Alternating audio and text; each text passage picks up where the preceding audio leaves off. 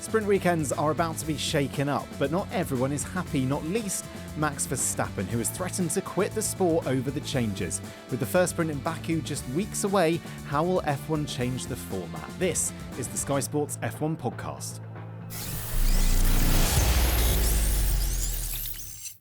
Hello everyone, I hope you're well and coping just about okay without F1. We've got 20 days to go till we go racing in Baku, but fear not, we're here to keep you company. Alongside me for this one is the 1996 Formula 1 World Champion Damon Hill, Simon Lazenby and Jess McFadyen. Hello all, I hope you're well. Damon, your first time on the podcast, welcome.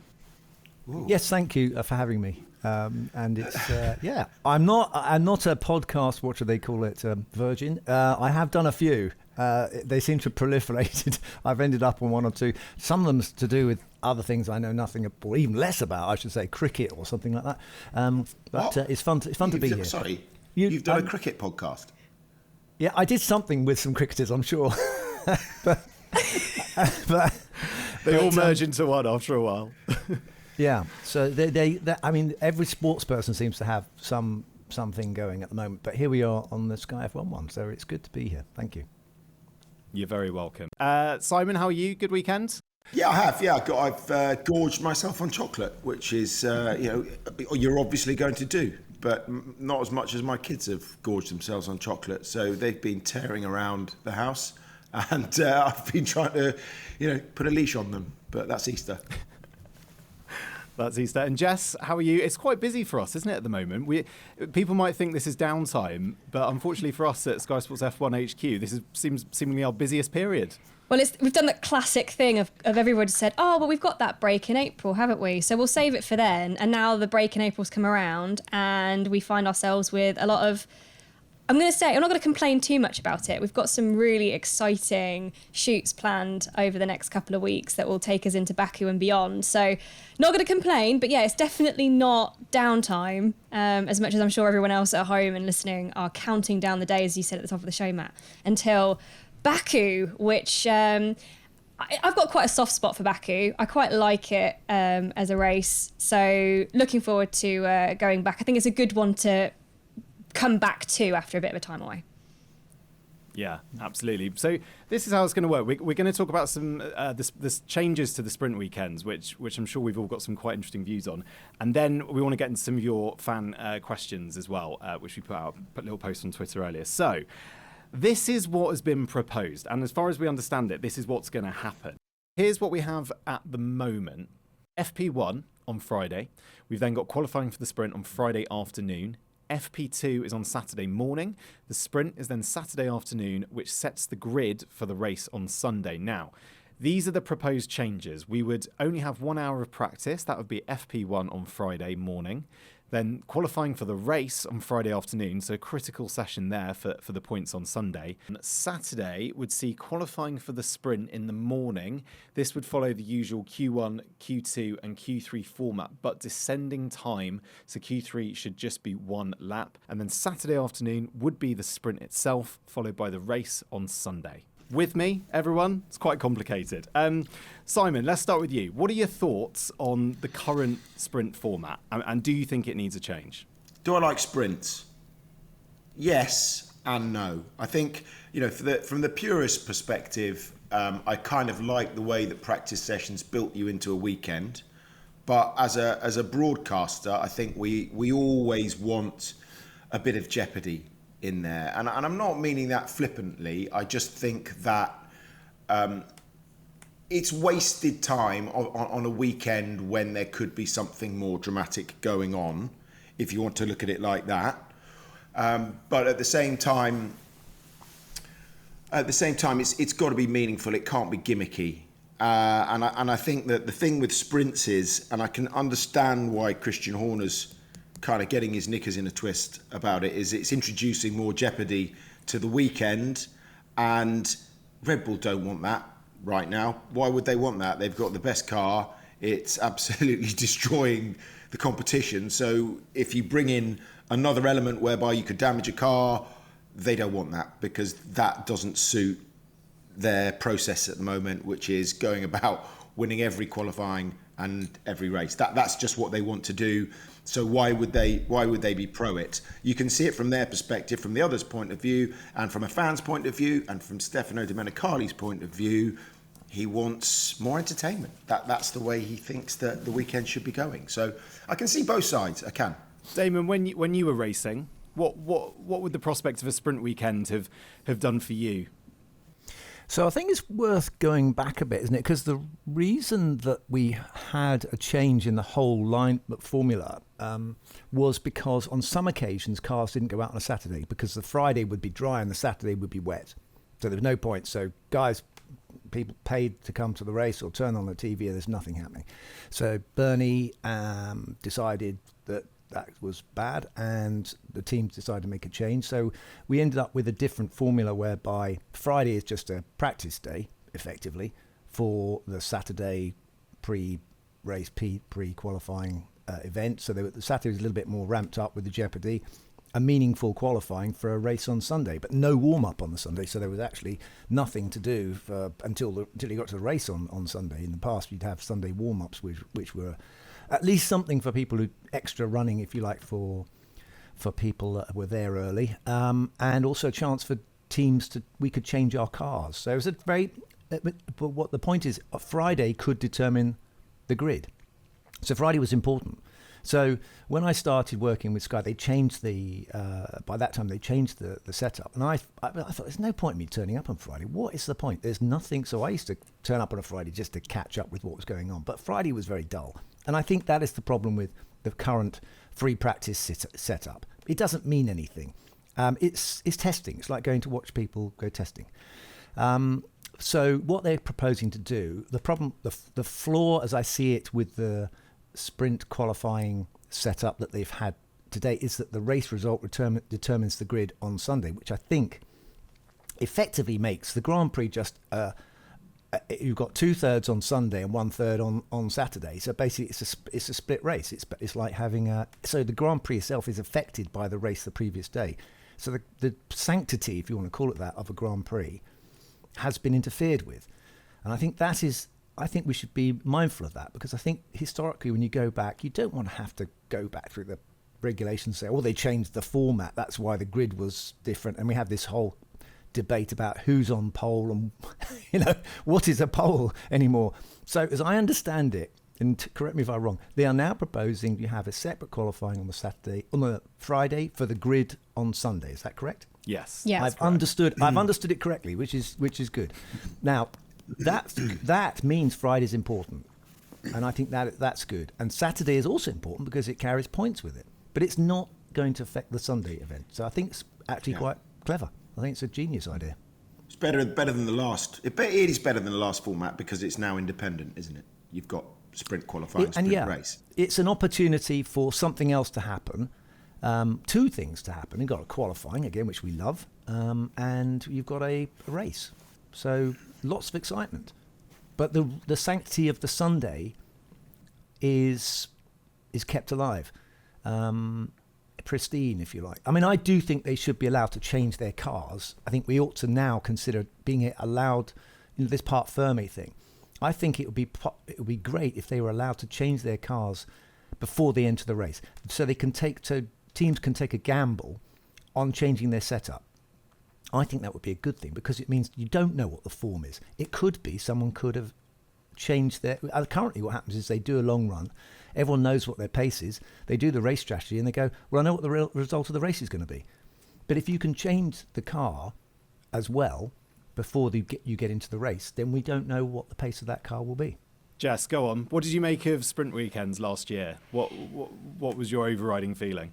Yeah, it's interesting. I don't think I really came down to a conclusion as to whether I enjoyed it as a fan or not. And for a lot of the reasons that both Simon and Damon have said, in that it clearly, it was a confusing format in fundamentals, because, as we've said, it impacted more than just the days it was running. Like the whole faff around qualifying not actually being setting the fastest position for the race on Sunday, it caused a lot of debate, and I could definitely see why. And the fact that we've got now an asterisk in the history books from year one in terms of the pole sitter isn't actually the pole sitter That's all been very confusing. So I think that was a complexity that maybe just hadn't been thought through very well. So the fact that that's changing, I think, and has changed for this year is better.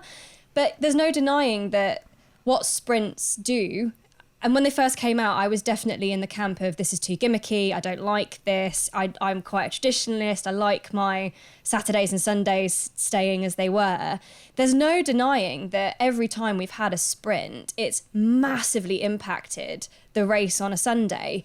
And because we essentially, again, to Damon's point, having a third of a race on a Saturday and then 2/3 on a Sunday, you did get a sense of, you only have to think back to Silverstone 2021, but if we hadn't have had the sprint, that race, the result would never have been the result that we had. I don't think Max and Lewis would have come together, because Lewis knew, having run the sprint, that if Max gets away on lap 1, that's it, race over. So you did have that element of jeopardy. You did have that added information that the drivers and teams had in order to potentially make Sundays more interesting.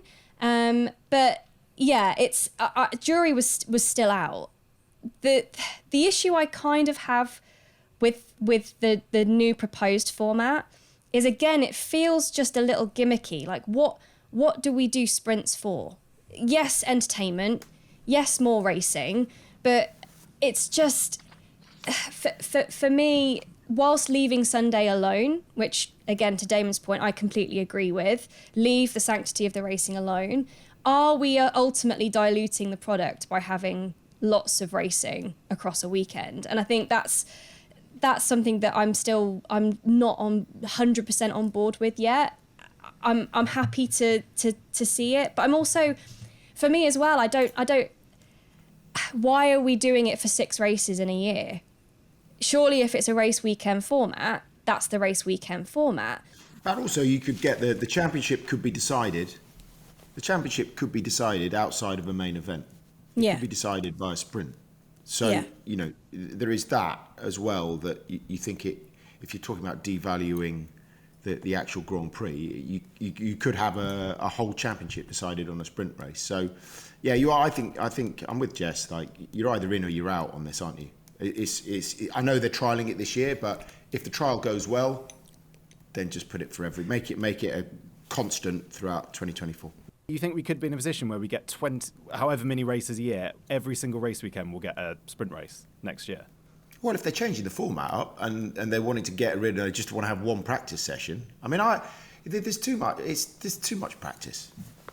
Yeah, I'm definitely all in favour of getting rid of practice sessions, because they're just, as Damon said, but this is the whole nature of where the sport's going. We never used to televise practice sessions, but we took it because it's more content, and that's kind of, I guess, an issue for broadcasters like us, is that we're greedy and we want to broadcast everything.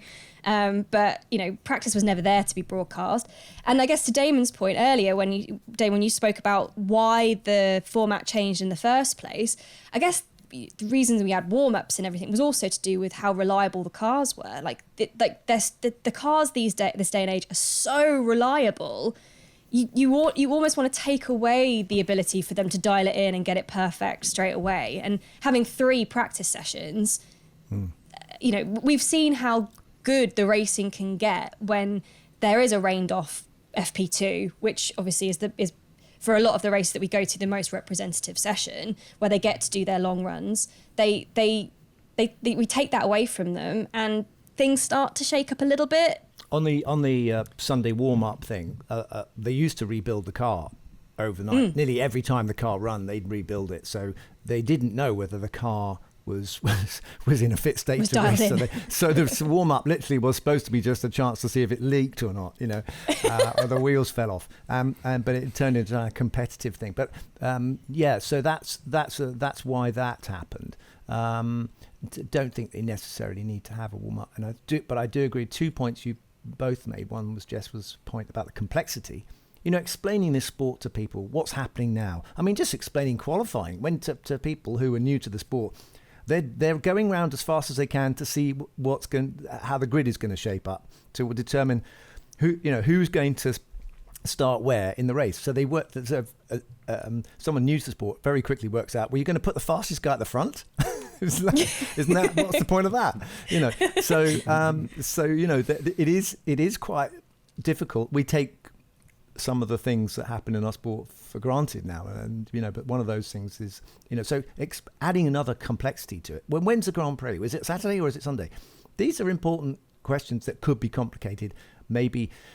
But I think that also that Simon's point about the championship could be decided in a sprint race. Well, one of Max's objections is that he thinks a sprint race isn't a really interesting race because people are protective, and they are. They've got to be if that determines the grid the following day. But they've taken away that protective thing now.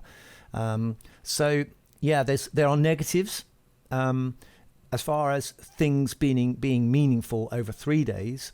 I think it solves that question. Whether it would have been fine just leaving it as it was, where you have a qualifying on a Friday and a Saturday, I don't know, because the number of times you didn't go faster on a Saturday were very small compared to the number of times you did. I want to get into some of the driver reaction to it, and this quote from Verstappen, which kind of I think was really interesting. He said, "Even if you change the format, I don't find that it's in the DNA of Formula One to do these kind of sprint races. I hope there won't be too many changes. Otherwise, I won't be around for too long." Simon, can you really see Max Verstappen stepping away from the sport on the basis of these sprint, particularly if we end up having 24, 25 sprint races next year? I think, look, it's just him saying, it's his way of saying, we don't like sprint races because we are winning. And we are winning comfortably. And why would we bring in more risk if we don't need to? I object, Your Honour. I think that's Simon. I don't know if it's that. I don't know if it's just I do. Maybe I'm being cynical, but I mean, I get it. Look, he's an old school racer, isn't he? Max is one of these people that believes in the sanctity of the Grand Prix, and that's definitely a case you could argue. But I do think that there's an element of we've got the best car. Why would you bring in any more jeopardy? Do you not think that, Damon? I mean, I think so. If they were coming fourth or fifth, they'd be like, okay, well, it adds an extra dimension whereby we can challenge those that have the dominant car. I think there's an element of this with Max, with him wanting not to waste his time on superfluous things that really are just invented for novelty reasons. Yeah. I think he's that kind of person. So I think I can imagine him just saying it because he just thinks, well, I've just come here to win Grand Prix. I just want one race to mean something. I don't want to win a half value race. What's the point of that in your CV? You won a sprint. So, people aren't going to go, how many Grand Prix have you won? How many sprints have you won? Now the sprint world, the ranking of number of sprint races that people have won. Yeah, they are not worthless because they clearly have points, but you're not going to, it's like Test cricket versus 2020, isn't it? Yeah. That's what it is. It's whether you think that the Test, it is namaste, but Test cricket is the ultimate. Let's face it, it is. It is. 2020, it's cool, yeah. Whatever. But it's a good fun. It's a great fun blast. It's entertainment. And it's getting more people into the sport as well. And it's getting more people into the sport. Much more inviting, so. much shorter, much easier. The Test cricket thing is an interesting one because we just come on after the Masters as well. So you have 4 days of competition that mean something. In Test, it could be as much as how many days, Simon, can a Test go on for? Weeks. So they can go on for weeks. Yeah. But every and it can all end in a draw. Like that's the thing. The most annoying thing is it goes on for days and days and days, and then nobody wins at the end. I mean, what's that about? That's what's beautiful about it. Yeah. Come on, Jess. I mean, maybe we're getting to that point where we're the middle-aged guys that are going, "Hey, in my day, it was great," But I mean, look, that's the beauty of Test cricket is that it's the purest form of the game. It's an endurance to watch, that's for sure. But I mean, the point is that we've had days for quite a long time now. We've had days in our sporting weekend where everyone turns up, the whole lot are there, but the Friday is meaningless. It doesn't mean anything. So we need something. Saturday is more interesting because I love qualifying. The reason I like qualifying is because it's for the Grand Prix. It's going to decide where they start on the ground, and also it's a test. It's a competition in and of itself. Who is the fastest over a single lap? And watching Senna on his qualifying runs, you get that twice. Used to get that twice on a Friday and on a Saturday. So that I enjoy, but the meaningfulness, having something meaningful, is important. The Grand Prix is meaningful. I don't think we're going to touch that. That's got to stay. And it's an endurance as well. It's not a sprint race. It is an endurance race. The car has to last. The drivers have to last. It's a concentration for that amount of time. Anyway, so. If that's what they're proposing, that's so. Matt, it's that we don't know yet whether that's definitely happening, do we? At Baku? No, we believe that all 10 teams have agreed. That's what Fred Vasseur said, that all 10 teams have agreed on this, but there's nothing official from F1 yet. I also wonder, and if this feeds into it as well, that if we had, and actually summed up quite well in this tweet from Richard, I appreciate the need for the cost cap, but it'd be nice to see the cars not doing tyre, fuel, engine management throughout the actual race. Maybe drop one practice session to help preserve parts and sort the tyre wear situation out, which I think what Richard's trying to say there is, if all of Sunday's races were epics, we probably wouldn't even be having this discussion, I don't think. I think the fact that, sometimes we're looking to try and, if perhaps it is a slightly less interesting race, the fact that we might have had a sprint on that same weekend with a really exciting race might I don't know, make the whole weekend feel a bit better perhaps. Jess, I don't know if you agree, if maybe Richard's right that we should try and focus on Sunday and maybe make that a bigger deal and focus on getting the regulations right to ensure close racing then. I don't know. Yeah, and obviously the new regulation changes were to try and help that in terms of its purest form. Fundamentally, we do need to get the racing right, and we want a competitive grid. I think the issue is that there are so many variables at play in order to get that to a point. And what I've always thought is that F1's problem is it changes a lot of things at once, and then you don't really get to see the full impact of one change and whether that is. It's a thankless task, I think, to try and come up with the crux of why racing is deemed boring or what the fix is, because we've had regulation change, we've had cost cap, we've had sprint, we've had all these different things come into play to try and alleviate boring races, because that's fundamentally what this is coming down to, right? It's about providing entertainment and making sure that it's at its pinnacle. But we tend to see a lot of changes happening at once, and then what's the conclusion? What can we pin it down to? Fundamentally, what are we doing here? And then added to that complexity, you've also F1 and the FIA. There are so many stakeholders at play that each have a say. So we're talking about changing a weekend format. A big part of that is the promoters. F1 is starting to command so much money. Always has commanded a lot of money, but is now commanding eye-watering sum of money for these promoters to host places. They're talking about, there's rumours that we might even be going up to 25 races next year rather than 24, as previously said. And we've always known that Domenicali's talked about 30 races at some point. Each one of those need to sell tickets. And if we're saying, actually, to get better racing on a Sunday, we drop Friday practice, what have they got to sell for their weekend tickets? All of a sudden, there's nothing for anybody to watch on a Friday at all. You've raised a couple of interesting points in there, because the question about the Sunday and the tyre management thing, that's something for aficionados, if you like, can spot that. Whole other podcast. Yeah, we know Australia was dull, wasn't it? Australia, let's face it, without the red flags, Australia was dull. They were managing their tyres all the way around. And they were also doing that in Saudi Arabia as well. And anyway, that's the name of the game these days, is you can't push these tyres because you get such a massive cliff. Was it a death spiral? I heard James Allison call it. So that's something that not everyone can get a grip on. But what the Sunday race is supposed to be about, people trying as hard as they can to catch the person in front, but they can't because the tyres are restricting them. So maybe there's something that can be done about that. But the whole idea about that was so that it would make the racing more exciting, because the theory was, you get to the end of the race, the last 5 laps, and suddenly people are in trouble where they used up too much of their tyre, or maybe they've got a big advantage they could use up.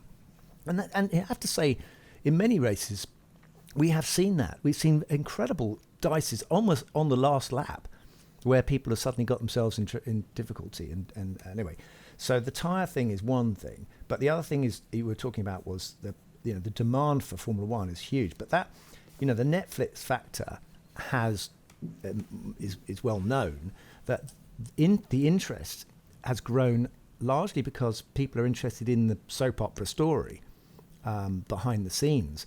That's nothing to do with the racing at all. So how much of the demand of the interest in the sport recently is to do with something which is nothing to do with the format of the racing?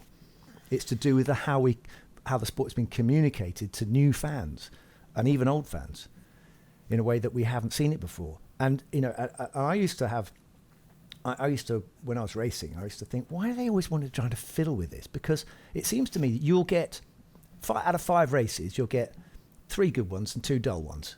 But you'll always get the 3 good ones. And you might even get in there the absolute classic of all time. And no one interfered with that. It just happened of its own accord because that's what this sport does. And so it seems like I do think there's a danger, the more you interfere with it to get to that classic race, every race, you're not actually increasing the rarity of that event anymore. You're just, what you're doing is you're just making it a norm. So that is one of the catches with trying to making things more exciting. I think it's, sometimes you just have to be patient and wait for it to happen. I mean, we know what the limit is of endurance because we saw the Michael Schumacher era where he just, kept on winning, and I turned off. I know that. I know a lot of other people turned off, but the Germans didn't turn off, and they were paying the most for the TV rights. So they were happy until it got to the point where they said, "This is too much. We can't. We're now losing global viewing figures because it's one person's winning all the time." So, they don't avoid that. We saw the almost perfect season recently, didn't we? I mean, 2021 was absolute. Apart from Jess. I know, I'll be careful. I'll be careful. But let's Abu Dhabi aside. Let's put that back in a box somewhere, off to one side. But it as controversial as it was, there were some absolutely outstanding races. There were 2 teams properly in it. It was. And it got everybody. That was the season that got everybody, whether you were a new fan, an old fan, someone that had fallen out of love with the sport and come back. Like that was the season where everyone went, "This is it. Like this is it. This is how we need to bottle this up and do this." And obviously then the regulations changed. And why was that? What we see, that's it. That's the point. But isn't it? exactly that point. The denouement was the end of. Which happens every time. Every time. So, 2025, maybe they all come together. Or maybe Red Bull will be so far away that they won't. But I think that was the result of that, wasn't it? It was just the last year of the regulations staying the same. And so, law of diminishing returns, and the pack closed up, and you got that, an epic season with the end that we got. But at the same time, that's what we've got to hope for, haven't we, with what's being put in terms of the wind tunnel restrictions, and perhaps that will kick in, because let's face it, that we're not seeing that on the car yet because the penalty hasn't kicked in for Red Bull. But maybe it will be towards the end of the season that others start to close the gap, and maybe it will be as we get towards 2026 that we get the epic season in 2025 before we change it all again. Otherwise we'll do our best to keep it entertaining for you. It's always entertaining. It's always. I'm being cynic. cynic. Okay, well, I think the other thing you mentioned, Matt, was Max's retirement threat. Yeah, this is very unusual. Yeah, I mean, this is kind of strange to hear, isn't it? I mean, what's he going to do with himself? Be on his jet ski, Damon. This is the guy who said he's completed Formula One after winning his first championship. Like he does have that very. I mean, you said he's like an old school racer, but he's that. I've done. What else do I need to prove? I've done it. I don't need to be an 8-time. Well, you should stop now, then. Really, I mean, stop now. He's having fun, and I think his point is that I'll keep going until it stops becoming $50 million fun. a year. Well, that's quite nice, isn't it? That I'm sure that comes in handy. You mentioned fun. I think that's a very important point. Is he having fun? Because I sometimes think he's not having fun, and I think that's something that you have to love what you're doing, don't you? Otherwise, it's a grind. It's I think that's what he's saying. Like, if we're adding more races, putting more, more strain on drivers, more travel, and then you're adding these mini races into that mix, I think that's what he was upset about. He's saying that what I'm being paid for, what we are agreeing is my base rate. You're now asking me to do more and more and more. And with that, and with all the added interest, we're doing more like media stuff, like everything that comes with that. And what he's saying is, there's going to come a point where I won't want to do any of it. It's called the big prize, the Grand Prix. What is the prize? People don't know what you get for winning a Grand Prix, and I think that would be a good change to actually, clarify what it is. So if you win the Masters or whatever, everyone knows how much you earn. The inland revenue know what you've earned. Everyone knows what you've earned. So I mean, what's the big secret?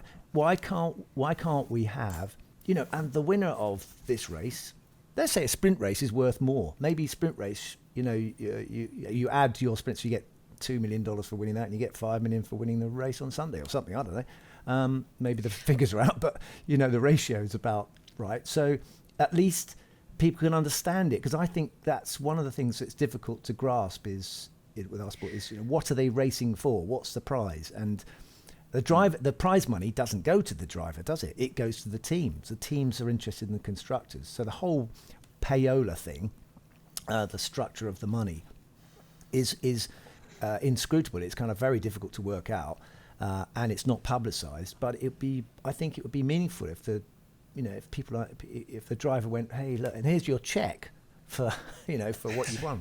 That's another level of complexity, isn't it, Damon? Because there's all the what's the politically correct way of phrasing it? The Ferrari fund, the loyalty fund. How many Grand Prix, how many years, how many seasons have you competed in? You get another little bump because obviously there was a time where you wanted to make sure that teams stuck with it. Nowadays, it's so much of an investment. You probably not going to get as much of a kickback of teams going, actually, we're done. Especially if it was competitive, and especially if the prize money was I guess the financial structure of it was a bit fairer. I mean, we're going down a whole other rabbit hole here. I think linked to all of this is kind of this, which I still find quite amazing, that literally 2 weeks out from Baku, we still don't know the format of the weekend. And it kind of does go back to the point of that there is a lack of transparency, or it seems like there is. Why is this all being decided so late in the day? Should this not have been done at the start of the season? I mean, Damon, if you were going into a season, I would imagine the sporting rules that you would abide by would be laid out at the start of the season. Those are the rules which we all adhere to as drivers. To be changing the rules halfway through the season seems to me a bit strange. Yeah, a little bit, isn't it?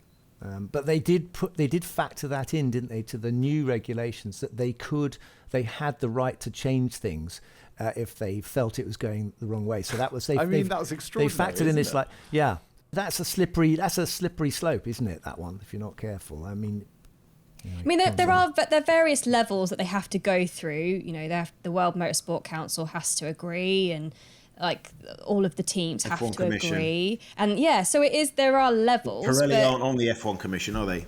They're the ones producing the tyres, and they've already sent them, right? They've already made the selections and sent them out. And the worry is that there aren't enough of the qualifying tyres to do 2 qualifying sessions. It's not tenable for them right now. And as we're recording, there doesn't seem to have been a solution offered up in terms of, well, will we have more tyres, or what are we going to have to do?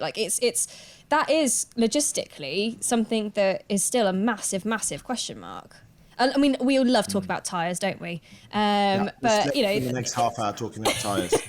but that is an issue. I mean, are we going to see people having to go out and qualify on hard tyres? That would just be bonkers. I mean, it would cause a mix-up if people have to factor in how many sets they want to keep in reserve for the different qualifying sessions, etc. But again, good luck to us trying to explain that to people at home. I just think it's just don't know. They're already running on bald tyres as well. It's tragic the state Formula One is in. I mean, people who don't understand tyres need to kind of appreciate that it's everything. It's everything. I'm sorry. I'm a racing driver. It's like imagine you're clinging onto a vertical cliff and you're 200 feet up, and the only thing that's keeping you in contact is your fingers. It's your tyres. That's the only thing that's keeping you in contact with the cliff that is the racetrack. So it is everything is around how you get the contact patch to key into the track surface. So sorry, but it keeps coming back. Tyres will not go away as an issue. I'm fine. I know you love rubber. Tyre chat and rule changes, two of our favourite things. One of the other ideas being floated as a way of making these sprint weekends more exciting is a reverse grid. Simon on Twitter, could we see a reverse grid at any time soon? We know that Max and Lewis can get through the field without issues. I'm going to open that to the floor. Would a reverse grid as part of a sprint weekend be a good thing? Shaking head from Simon. Nah. Damon's gimmick. Don't know what you're doing. Damon, you look like you're nodding.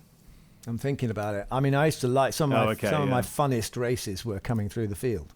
It's nothing like overtaking lots of cars. Even if you've got a big competitive advantage, it's still fun to scythe your way through the field, and it's good for people to watch. So maybe that's another complexity we could throw into the sprint racing qualifying. Just a reminder for everybody, not only is this race got nothing to do with Sunday, but Sunday we're going to start with the fastest guy at the back. You have to throw sprint qualifying. So you have to do really badly so that you get to the front of the grid for the sprint. You do get that in the junior formulas, right? You make a tactical choice. If you don't think you're going to get to the very front and make points advantage, then you go, all right, I'll settle for 8th, and then I'll be on the front of the grid for the next race.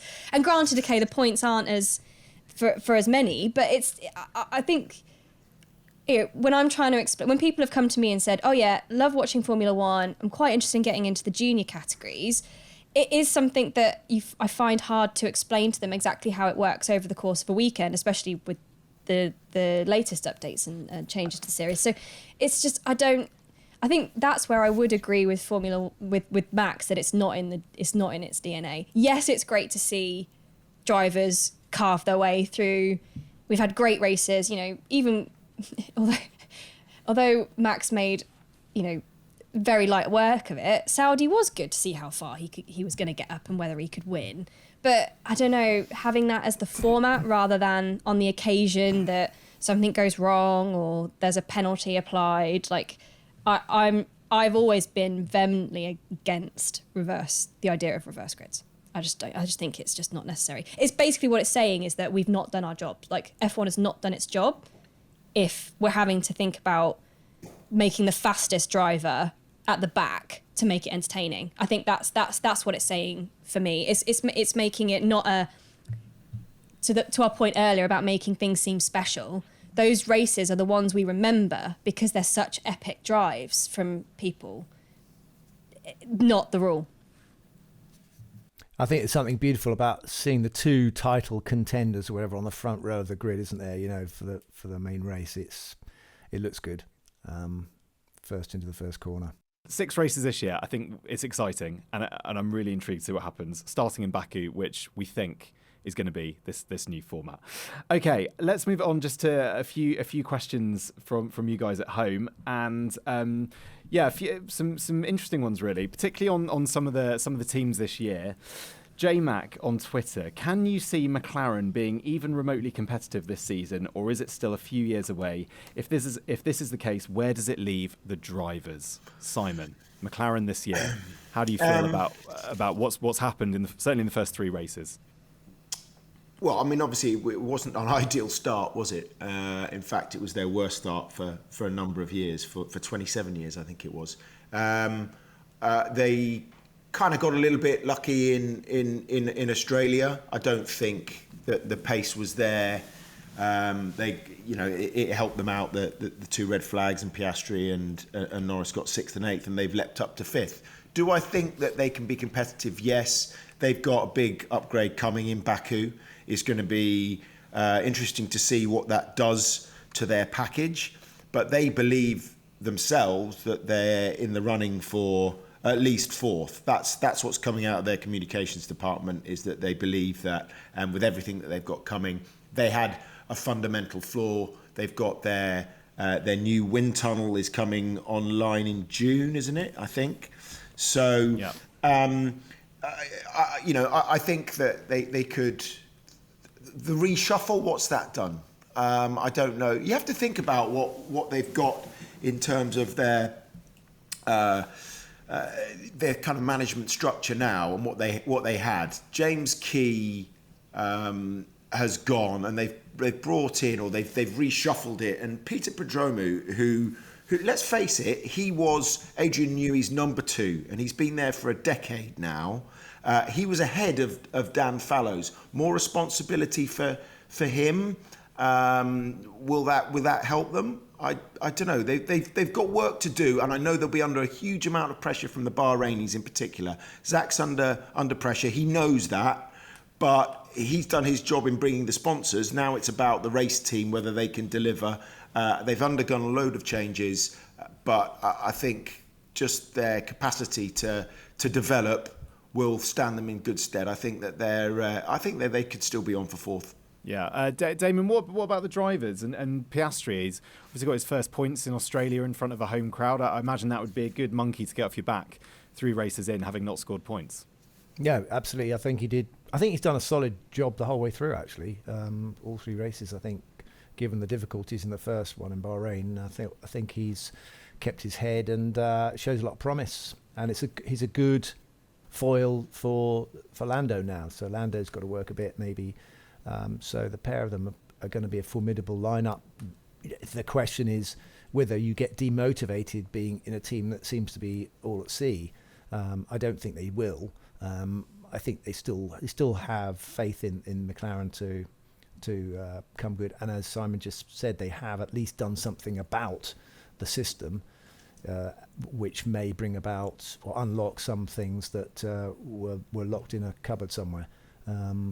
And well, we'll see. We will see. I mean, I think he's closer, isn't he? He's a lot closer, Piastri, than Daniel Ricciardo was at any point. Already, you can see it in the first few races that this kid's got talent, hasn't he? You can see why he was the F2 and F3 champion. He's the real deal, and I think they know that. And they've got 2 sides of the garage functioning now, whereas they only were fighting one-handed last year.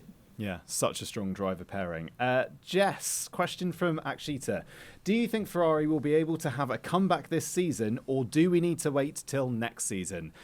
Loads of Ferrari fans would probably like you to say yes.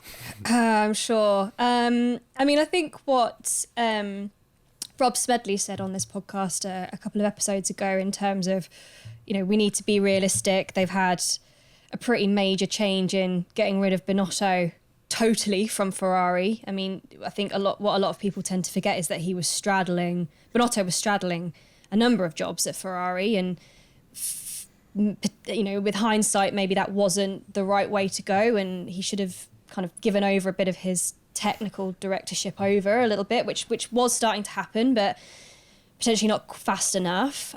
Fred is got stuck in straight away, but it's going to take time for that change to essentially become impact and for us to see what's going on behind the scenes. So yeah, I don't want to write them off. I don't think anybody should be written off. We've only had 3 races of this season so far, and don't forget that we were talking. I know it's slightly different, but we were almost writing off Red Bull this time last year because of their reliability issues, and look what happened there. So I think it is early doors. There's clearly, from what Fred's reported back already, there's clearly a lot of that still needs to change.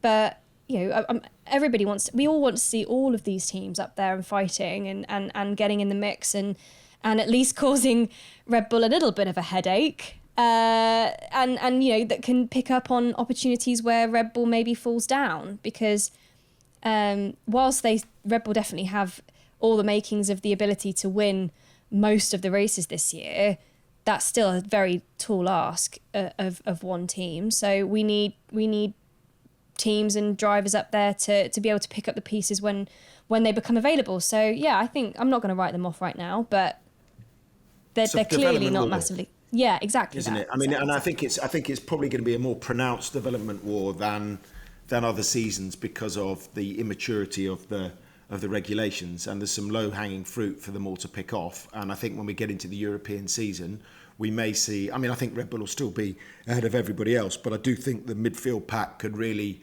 they're talking about it. Tom McCulloch was talking about it from Aston Martin, saying that because of the immaturity of the regulations, it means that we're going to have a very close pack in the midfield. And you look at Ferrari and they're accelerating their upgrades, they're bringing them forward. I think it was Imola that it was planned for. They want to get them onto the car as quickly as possible. They've got a problem with their balance, they've got a problem with their tyre management, we know that, and it's their worst start, I think, points wise since 2009.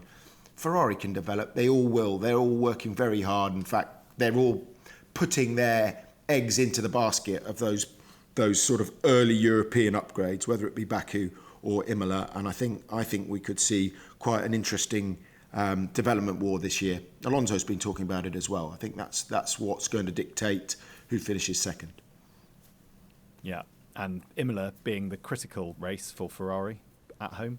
Mm-hmm. And they're getting battered in the Italian media, aren't they? They're getting absolutely battered. Well, exactly. Once again in the Italian media. Yeah, they need a strong performance there. A couple more. Tweet from Crin. What can be done to improve the consistent application of the rules and regs by the stewards to protect the sport's integrity? From a fan of 30 plus years who's baffled. Sport, not entertainment, please. Really referring to the 3 red flags we had in Australia and Alonso's podium debacle in Saudi. Is there anything you can see that can help fans at home understand what's going on in the sport? Yeah, in cricket, you don't question the umpire's decision. It's a question of respecting the rules official, and his decision is final. And I think it should be final. These guys know the rules and regulations. You have to have that level of belief in the officials and the consistency of their officiating. I know we call that into question all the time with the stewards. It's about that. It's about consistency and getting it right more often than getting it wrong. If you look at football, they've brought in VAR. You look at cricket, they have Hawkeye, so that those decisions that might have been 50-50 are helped with. And I know that's what's trying to happen in Formula One. On-site and off-site, they have historical cases, they have all the equipment they need to make the right decision. Therefore, let's trust that decision. We have to, otherwise it calls into question the integrity of the sport. On that note, thanks. I just thought I'd leave you on a really kind of profound message. I really milked that one. Crin's tweet has really set the cat amongst the pigeons there, which is great. It was a good debate.